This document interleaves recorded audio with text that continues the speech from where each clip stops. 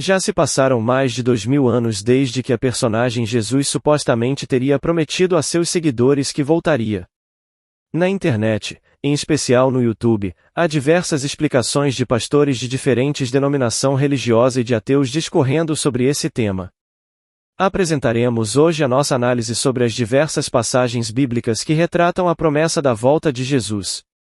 Porque o Filho do Homem virá na glória de seu Pai, com os seus anjos, e então dará a cada um segundo as suas obras.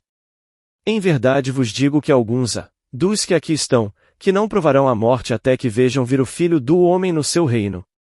Mateus 16 versos 27 e 28.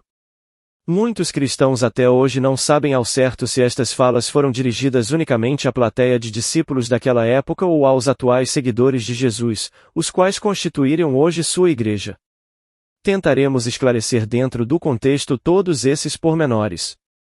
Antes de começarmos, é imperioso que vocês saibam que Jesus proferiu essa promessa em diferentes ocasiões. A volta do Filho do Homem não está presente somente em Mateus 16, ela encontra-se também nos outros evangelhos, em passagens que comumente chamamos de textos ou passagens paralelas. Analisemos pois então Mateus 16 e seus versos 27 e 28 em separados. Destacamos no verso 27 o termo em Filho do Homem. Fizemos isso para que vocês vejam que o assunto principal em cada verso é a volta do Filho do Homem. Ambos os versos tratam de um mesmo assunto, a saber, a volta do Filho do Homem. O verbo vir aparece nos dois versos.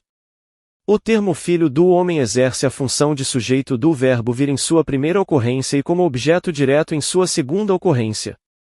O verso 27 nos diz que esse Filho do Homem viria na glória de seu Pai, ou seja, ele virá com grande poder. Essa conclusão extraímos de passagens paralelas que veremos logo em breve. O verso 27 ainda diz que Jesus virá em glória para proceder com um julgamento. Nesse seu retorno, Jesus julgaria as obras de cada um, como sendo boas ou mais. Agora passemos para a análise do verso 28. Nesse verso, Jesus acrescenta às suas primeiras palavras que seu retorno não está muito distante. Para demonstrar que esse retorno seguido de julgamento não é algo para além da época de seus seguidores e nem das fronteiras de Israel, Jesus diz que alguns dos seus seguidores que naquele momento estavam com ele, estariam vivos para ver esse seu retorno ou volta. Como já demonstramos, esses versos não podem ser tratados de modo isolado, eles formam um todo que gira em torno da volta do Filho do Homem. São, portanto, textos ou orações complementares. Além disso, elas encontram passagens que lhes são paralelas. Alguns cristãos tentam manipular a interpretação textual desses dois versos e dizem que os versos tratam de assuntos diferentes. É óbvio que isso não é verdade. Os versos 27 e 28 têm como figura principal o Filho do Homem. As ideias desses versos giram em torno da figura do Filho do Homem, logo esses versos não estão tratando de assuntos diferentes.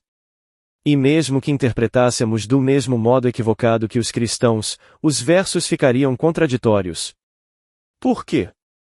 Porque o verso 27 fala da volta do Filho do Homem.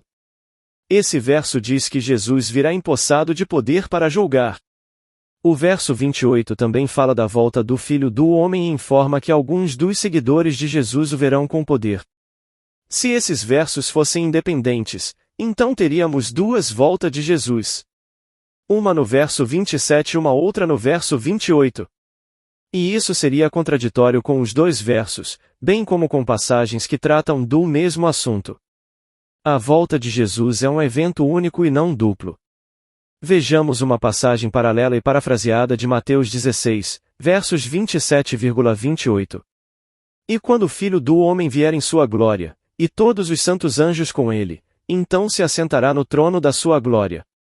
E todas as nações serão reunidas diante dele, e apartará uns dos outros, como o pastor aparta dos bodes as ovelhas.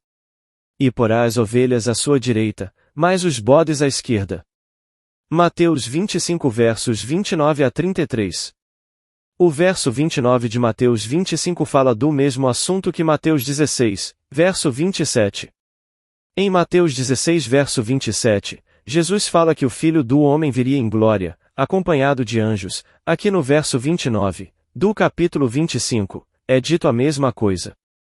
O verso restante fala sobre pessoas sendo separadas em lados opostos e sendo classificadas como bodes e ovelhas, quer dizer, pessoas serão julgadas de acordo com suas ações. E é exatamente isso que Mateus 16, verso 28 disse. O que prova que Mateus 16 versos 27 e 28 e Mateus 25 versos 29 a 33 são textos correlatos, posto que tratam de um mesmo assunto, qual seja, a volta de Jesus empossado de grande glória para julgar pessoas. Vamos fazer o mesmo com mais outra passagem. E então verão vir o Filho do Homem nas nuvens, com grande poder e glória. E ele enviará os seus anjos, e ajuntará os seus escolhidos, desde os quatro ventos, da extremidade da terra até a extremidade do céu. Aprendei, pois, a parábola da figueira, que quando já o seu ramo se torna tenro, e brota folhas, bem sabeis que já está próximo o verão. Assim também vós, quando virdes sucederem estas coisas, sabei que já está perto, às portas. Na verdade vos digo que não passará esta geração, sem que todas estas coisas aconteçam. Passará o céu e a terra, mas as minhas palavras não passarão. Marcos 13 verso 26 a 31. A primeira linha do verso 26 menciona a volta do Filho do Homem em poder para julgar e acompanhado de anjos. O verso intermediário apresenta uma parábola para ilustrar que a vinda do Filho do Homem será breve, não é algo para um futuro longínquo. A brevidade da volta de Jesus é tão curta que ele a compara com o passar de uma estação para a estação do verão. Quem seria tão louco para imaginar que a passagem de uma estação para outra levaria mais de 2000 anos? Com o intuito de ratificar que sua vinda era certa, Jesus diz que esta geração não passará, sem que todas estas coisas aconteçam. Os pronomes em este, esta, isto, isso e os pronomes aquele, aquela, aquilo além de terem funções demonstrativos, também indicam tempos verbais. Pois bem, os primeiros pronomes em um texto marcam falas de tempo presente, para a época em que o emissor da mensagem as transmite. Já os últimos pronomes quando usados em textos com ideias temporais referem-se a tempo futuro, normalmente muito distante do momento da fala do emissor. Lembrem-se de que um texto possui o emissor da mensagem e o receptor. O emissor fala para esse receptor.